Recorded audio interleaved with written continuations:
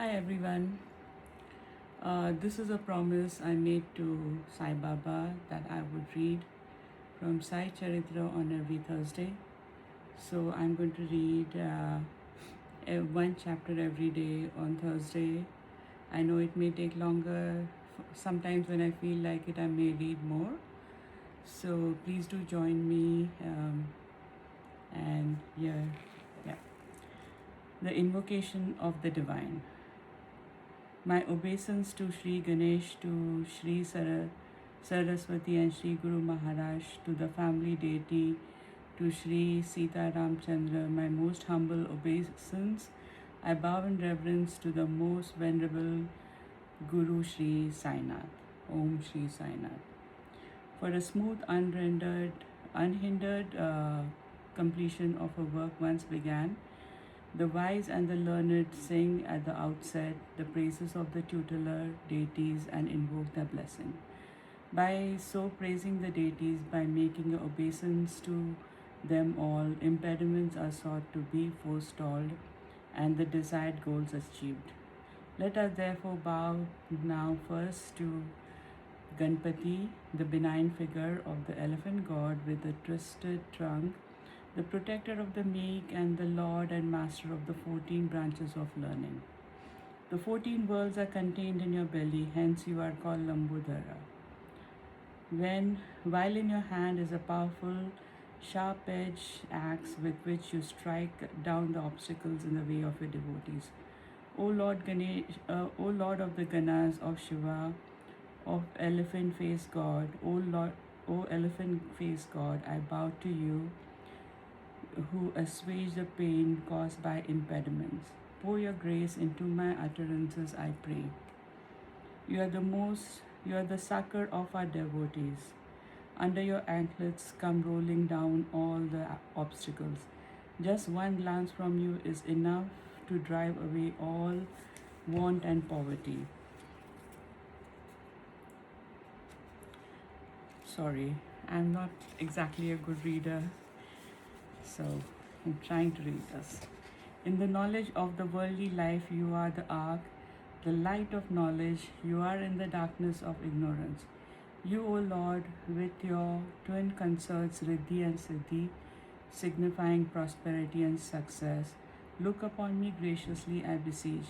Hail to you, O Lord, you are the destroyer of the woods of the impediments, and whose vehicle is the humble mouse.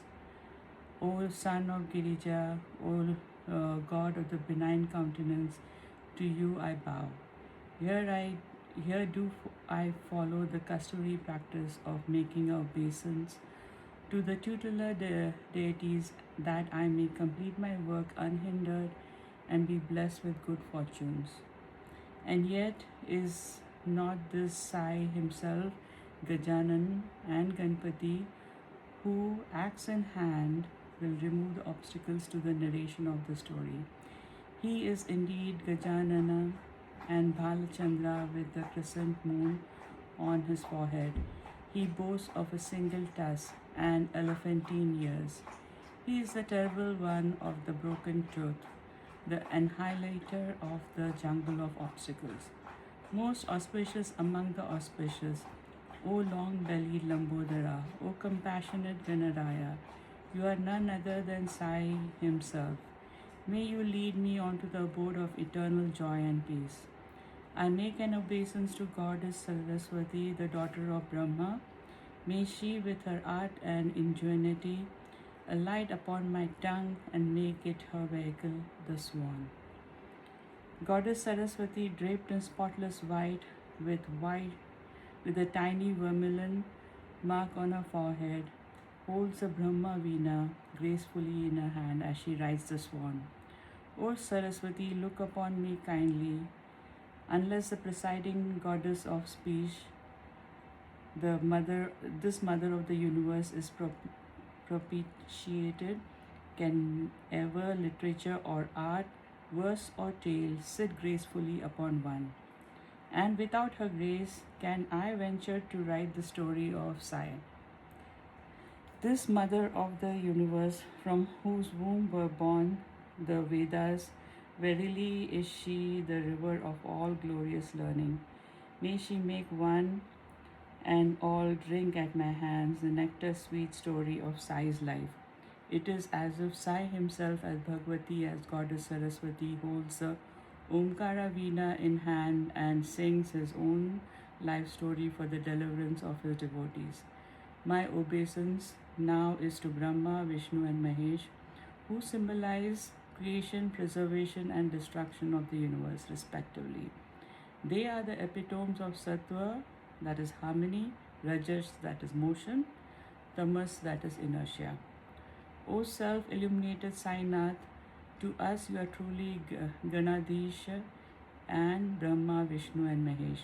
You alone are our Sadguru, the boat to ferry us safely across the ocean of life. And we, your devotees, are as travelers aboard the ship and beseech you to guide us to the shore yonder. But for the merit of some good deeds of our past births, how could we have been so compellingly drawn to your holy feet, which have proved to be our sole refuge? I now bow to my family deity Narayana Adinatha, who abides in the sea of milk and is the redeemer of all from sorrow, suffering, and pain. When Parshuram forced back the waters of the ocean and created a new land called Konkan, in the land appeared Narayana. Narayana dwells within and rules over the hearts of all the creatures, protecting them with loving kindness. It is from him that I draw my inspiration. My obeisance next is to this great sage and my original ancestor, whom Bhargava, that is Parshurama, brought to Konkan from Bengal for the successful completion of the great yagna, ritualistic sacrifice. Bharadwaj, the greatest among all sages, the founder of my ancestry, who belonged to the Shakala branch of the Rig Veda, who was also the founder of all the Adya Gaur Brahmins. To him I bow respectfully. Next, I make my obeisance to the Brahmins, who are the Brahman incarnate, the veritable gods on this earth, and then I proceed to pay my respects to the greatest among the yogis, Yagnavalkya, Bhrigu, Parashar, Narada, and others. Ved Vyasa, the son of Parashar, Sanak, Sanandan, Sanat Sujat, Sanat Kumar, born of the mind of Brahma, Shuka, Shaunak, the composer of Sutra, Vishwamitra, and Vashishta, Valmiki, Vamdev, Jamini, Vaishambhayan, and the 9 Munis, that is Yogendra, etc. I prostrate in obeisance at the feet of all these sages. Let me now worship all the saints like Nivritri, Gyaneshwar, Muktabai, Sopan, Eknath, Swami Janardhan, Tukaram, Kanoba, Narahari, and others. For a mention of all the saints by their name, this book will hardly have the space. Therefore, I make obeisance to them all and I pray for their blessings. Then I bow in respect to Sadashiva, my grandfather, who was a man of impressive piety, who, finding this worldly material life meaningless and empty, took his abode at Badrinath and Kedarnath to the end of his day. My father was a worshipper of Shiva and having made Shiva his personal god, always wore Rudraksh around his neck. Respectfully, I bow down to him. And then how can I repay the debt of my mother, who spared no trouble bringing me into this world? Rearing me, humbly I fall at her feet in obeisance, but she soon passed away, leaving me a mere infant behind. My paternal aunt, a pious soul, then looked after me, bringing me up most painstakingly at her feet. I bow down my head in great reverence. The love and affection of my eldest brother for me has no parallel. For me, he would have willingly given up his life. I cannot but be filled with gratitude as I bow at his feet. As for you, O my listeners, I make my obeisance to you respectfully as I pray for your undivided attention. Unless you are attentive, how can I be happy? The great connoisseur, our listener, is waiting eagerly for more and more. The greater is the enthusiasm and the verve of the speaker as he goes on narrating. If you yourselves are inattentive, then wherefore this narration? Hence it is that I prostrate before you and implore you to listen to this tale with good cheer. Full well you know that I have no profound knowledge of science and literature, nor I have perused any scholarly works or even listened to the sacred stories of saints being narrated. I am aware of my shortcomings too. I am conscious of my unworthiness. It is only in obedience to the Guru's command that I venture to attempt writing his life. My own heart tells me that before you I am just a piece of straw, and yet I beseech you to be gracious and accept me with all my faults. And now I remember our Sadguru and worship his feet with love and devotion, with body, speech, and mind, as let us surrender to him who has been a spring of all wisdom and inspiration. Sweet dish is always reserved for the end of the meal. In the same way, the sweet adoration of the Guru marks the end of the invocation of the divine. Om Shri Sadguru. My obeisance to you, the only refuge of this animate and inanimate creation. You and you alone, O compassionate one, sustain this entire universe eternally. Hiranyagarbha, or the golden egg of the Brahman, from which comes the earth, its 7 islands and the 9 continents, the 7 heavens and the 7 netherworlds, itself the well-known Brahmananda. The Sadguru dwells far beyond the cosmic illusion which creates this Brahmananda, Brahmanda, which is known by the name Maya or the unmanifest. In trying to describe the greatness of the Sadguru, the Ved Shastras become silent. Know the ingenuity of tricks of logic are of no avail here. Know the ingenuity or tricks of logic are of no avail here. O Sadguru, you defy all comparison, for to whichever object you are likened, you already pervade it by virtue of natural attributes. Whatever object the eye falls upon is but a form assumed by yourself. Sai Baba is essentially beyond all attributes. He is without attributes. But for the benefits of his devotees, Sai Baba has assumed a form with the purest attributes. I surrender to him wholeheartedly. Those who have sought refuge and protection from Sai Samartha have escaped many a calamity. Thus, with this same selfish purpose, I bow my head at his feet. Obeisance to loving Sai, who is really one but assumes form and duality to experience the joy of his devotees' love and thus sports with them.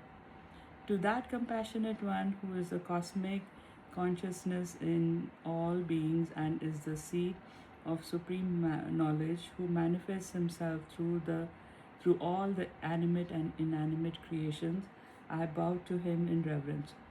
O Guru Raya, O bliss incarnate, you are my ultimate destination. You alone are my repose, for only you can relieve the pain and suffering of this afflicted one.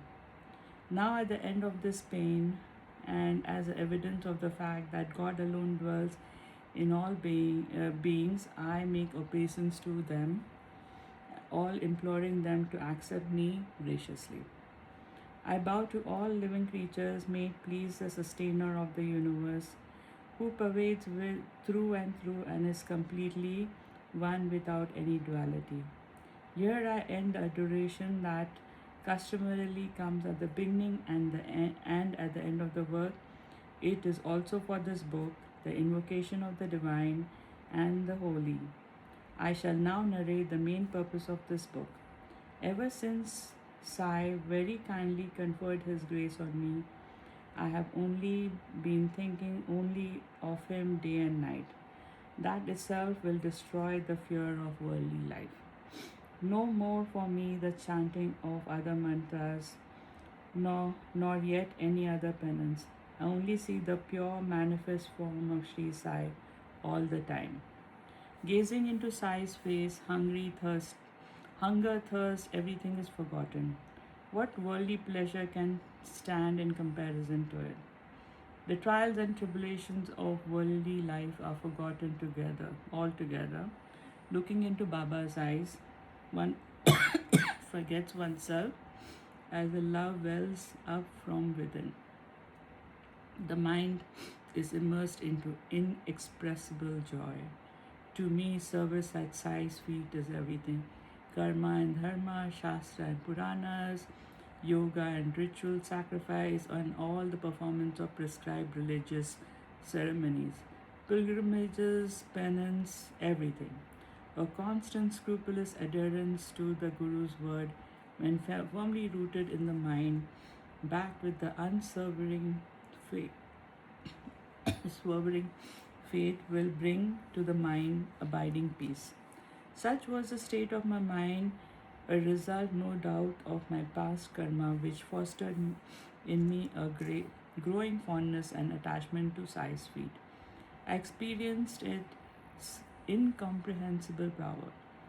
How can I ever describe that power? It is the power from which springs devotion, a loving attachment to Sai, which brings renunciation while yet in the worldly life, along with the state of incessant joy. Many other forms of devotion described variously by different schools of thought.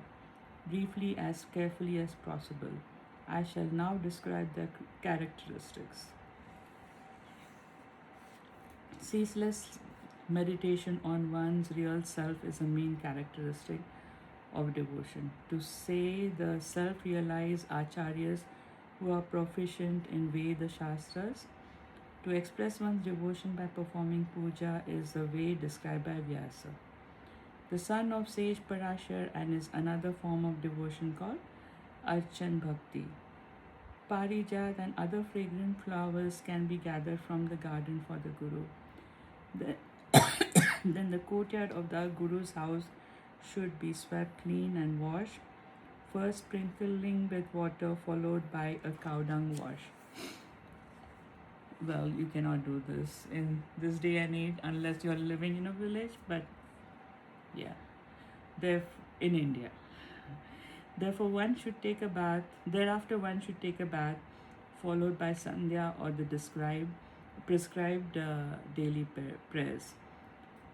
A sandalwood paste should then be prepared for the gods and for the Guru, which is applied to them, and then they are giving the ritualistic bath.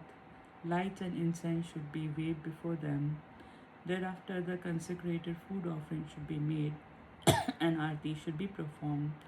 To conclude the ritual, all this, when performed with love and devotion, is called archan. The pure, awakened, supreme spirit in the heart should be invoked in the idol, then the puja should be started. After the ritual is over, the consciousness of the supreme spirit should be regained in your heart. Now understand the characteristic of another form of devotion,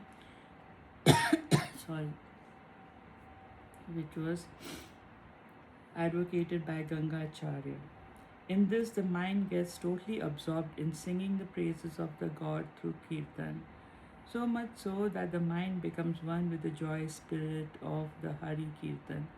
To be constantly meditating on self, to be narrating or singing the sacred stories of the Lord and conforming in one's conduct in the prescribed rules of the Shastras are the characteristics of this form of devotion. described by Chandalya Muni. Those who wish to advance spiritually will conduct themselves according to the rules prescribed by the Vedas, avoiding all this, all that is either not advocated or prohibited by the Vedas, which is therefore not in their interest. When the mind becomes totally devoid of conceit, so that there is no longer the doer of the action nor the enjoyer of the fruit of action, it is then that it surrenders everything to God.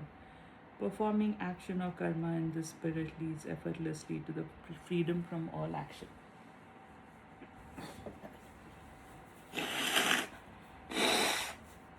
Sorry, guys, I have a cold.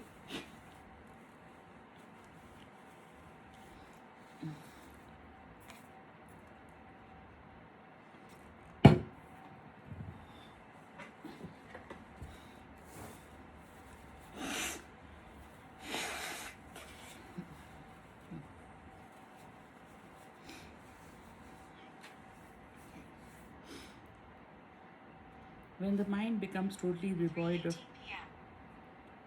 conceit, or so that it is no longer the doer of action, nor the enjoyer of the fruit of the action, it is then that it surrenders everything to God.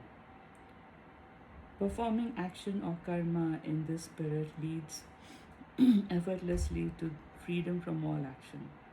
Karma can never be given up totally by anyone, but what can be given up is a conceit of being the doer of action.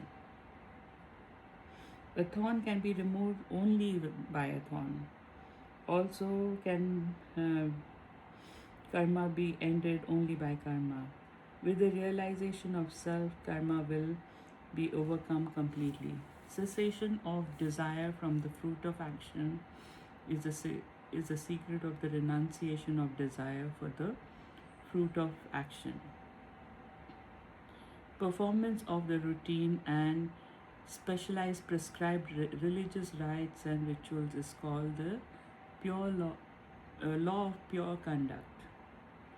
So basically, I'm going to read it again. Cessation of desire for the fruit of action is the secret of the renunciation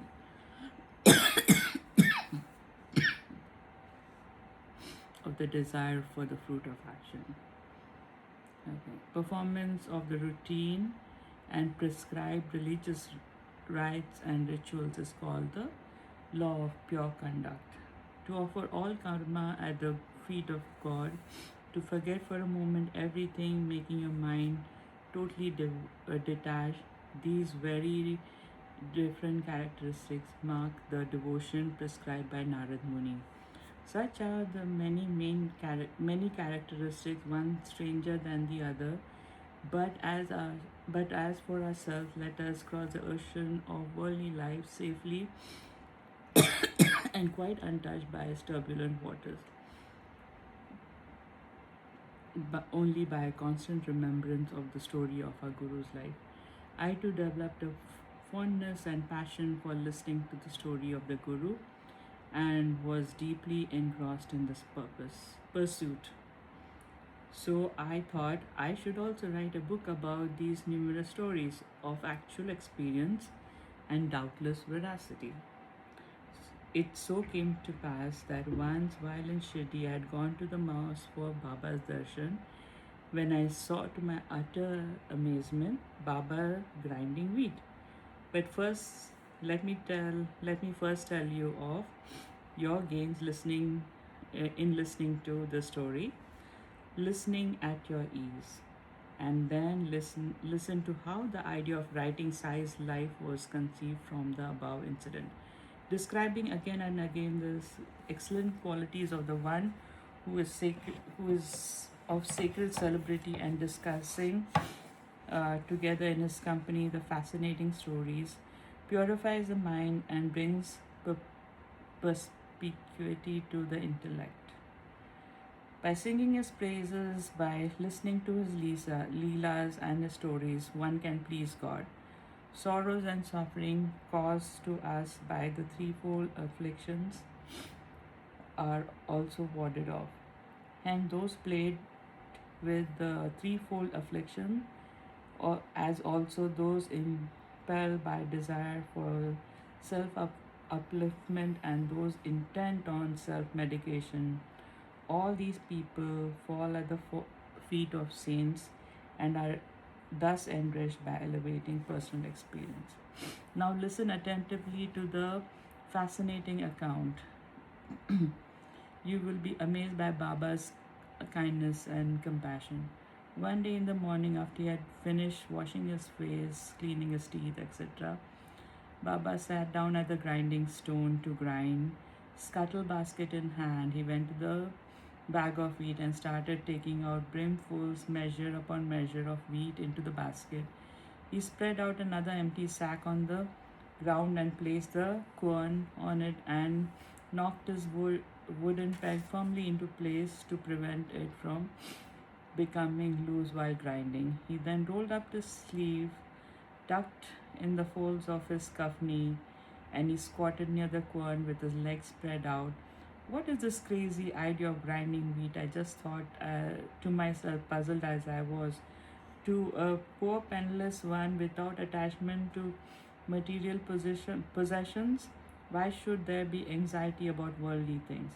However, with his head bent down, Baba had taken firm hold of the quern handle and went about rotating the quern stone with his hands as if he was crushing most certainly not wheat, but all the enmity and hatred to a powder. Many a saint I had met before, but here was the only one grinding at the quern. What pleasure could grinding afford him? Only he could understand his strange ways.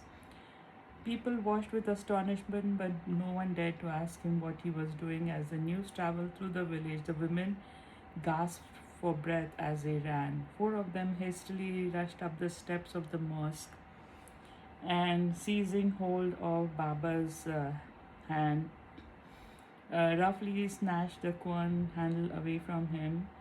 Baba began quarreling with them, but without heeding him, they started grinding all at once.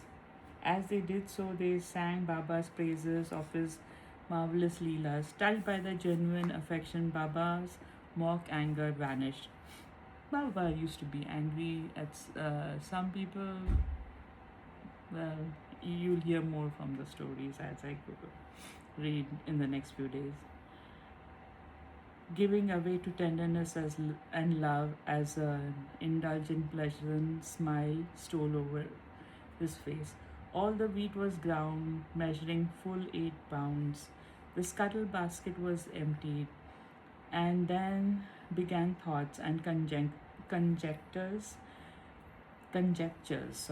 racing wildly through the minds of these ladies. Baba prepares no wheat bread for himself. To subsist on alms is his actual practice. What then will he do with all this flour? So they argued in their minds. Moreover, he has no wife, no children. Baba is alone, without encumbrances of a home and a hearth, of material belongings.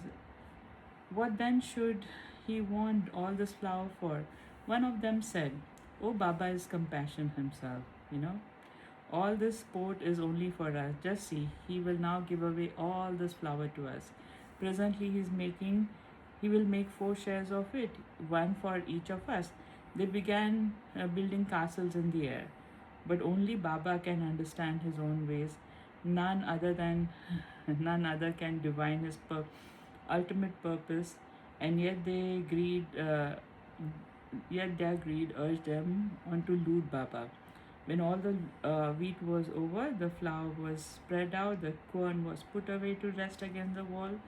The women filled the scuttle basket with the flour, all in readiness to be taken to their respective homes. All this while, not a word escaped from Baba's lips. But as they proceeded to divide the floor into 4 equal parts, listen to what Baba said.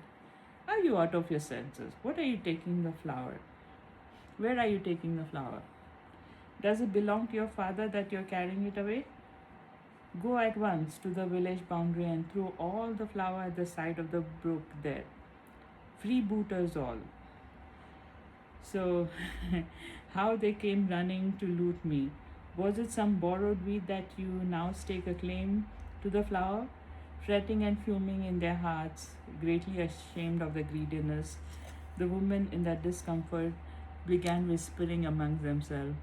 But all the same time, they set out at once for the village boundary as commanded. No one understood Baba's intentions. Naturally, Baba doesn't tell you what it is. He alone knows what uh, it is for. At first, the reason for his actions appeared to be beyond one's understanding. A patient waiting was ultimately a patient waiting was ultimately rewarded by an understanding of his marvelous ways. Later, I asked Baba why. I asked people why Baba did this. They said in this way Baba banished the disease from the village altogether. It was not wheat, but the terrible cholera epidemic uh, that he had fed to the corn to be crushed. Afterwards, he got the coarsely ground flour to be thrown alongside of the brook of the village boundary. When the flour was thus thrown away, the epidemic was on the wane from then onwards, and the days of distress were over for the village. Such was Baba's skillful handling. The cholera epidemic chanced to erupt in the village, and this was the mysterious remedy employed by Baba to counter it. The disease was eradicated, and once again the village enjoyed peace. This spectacle of Baba grinding at the quern filled me with admiration and wonder. How does one connect this action to its cause and to its effect? How can a correspondence be found between all this? What connection can be there between the wheat and the dreaded disease? It was far beyond one's imagination. I felt that I must write a book about this. Love rose in my heart like the surging waves of the sea of milk. Even as I felt strong urge to sing to my heart's content out of the charming story of Baba's life, here the invocation of the gods and goddesses, obeisance to the saints, to the relatives, and the ceaseless adoration of Sadguru has come to a close too. Hemant seeks refuge at the feet of Sainath. In the next chapter, I shall explain to the best of ability the purpose of this work, persons for whom it is meant to, its relation to the main object. Listen to it, O listeners at ease. It will be explained later who this Hemant Pant is, who has composed this Sai Charit, so very beneficial both to the listeners and to the speaker himself. We'll be to all. Here ends the invocation of the divine, the first chapter of Sri Sai Samartha Satcharitra. As inspired by the saints and the virtuous and composed by his devotee Hemant Pant. Om Shri Sai Ram. So basically, I'm reading from the Sri Sai Charitra, which was written by Govinda Dhabulkar. This was written in Marathi and later translated by Indira Kher to English. So I'm reading from there. So I hope that you will join me on this journey every day. Thank you. Om Sai Ram.